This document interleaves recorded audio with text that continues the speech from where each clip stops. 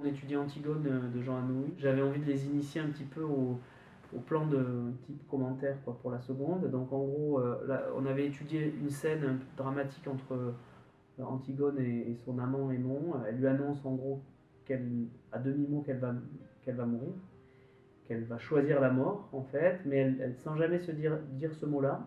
Donc la problématique c'était en quoi cette scène est-elle une scène tragique, comment se constitue le tragique de cette scène.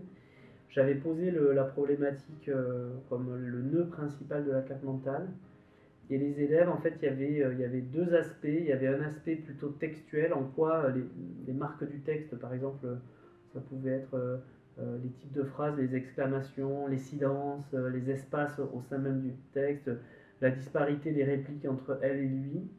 Donc les élèves devaient relever des éléments comme ça d'un côté de la carte mentale, et les autres élèves devaient travailler plutôt sur les champs lexicaux, le champ lexical des émotions plutôt tragiques, voilà, le vocabulaire employé, les figures de style qui permettaient d'accentuer. Donc du coup, la carte mentale permettait vraiment à partir de la problématique de visualiser tout le champ en fait que les élèves allaient devoir exploiter pour construire le plan.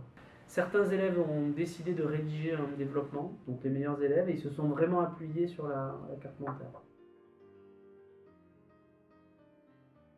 Donc la carte mentale, le but était de terminer une séance dans laquelle les enfants devaient classer les instruments de mesure de distance en mesure directe et mesure indirecte.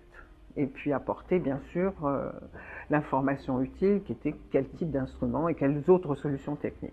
C'était suite à un travail où ils avaient été faire des mesures dans la cour, donc avec des moyens très rudimentaires. Donc ils avaient produit ça, ils avaient mesuré. Puis après, la recherche des autres instruments. Donc ils avaient déjà pu comprendre qu'il y avait d'autres instruments de mesure.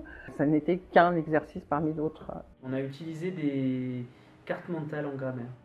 On a fait de l'analyse grammaticale à partir de reproduction en fait des groupes syntaxiques à travers une carte mentale, noyau, verbe, sujet, complément, etc.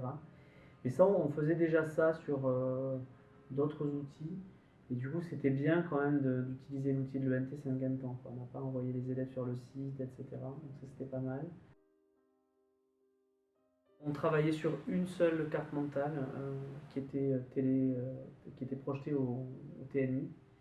Et donc je pilotais ou les élèves pilotaient sur une seule carte qui était ensuite mise en partage avec les élèves pour qu'ils en aient la trace. À l'intérieur d'un groupe d'élèves, il y avait un élève concerné par la carte. Les autres étant chargés d'autres tâches. Immédiatement, dès qu'on a indiqué où se trouvait le nœud et où se trouvait l'outil, après il n'y avait pas de souci en fait.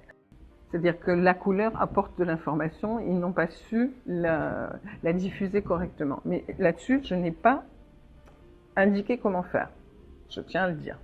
Alors certes, dans une étape ultérieure, je pense que je le ferai directement parce que c'est vrai que parfois, ça ne leur vient pas naturellement.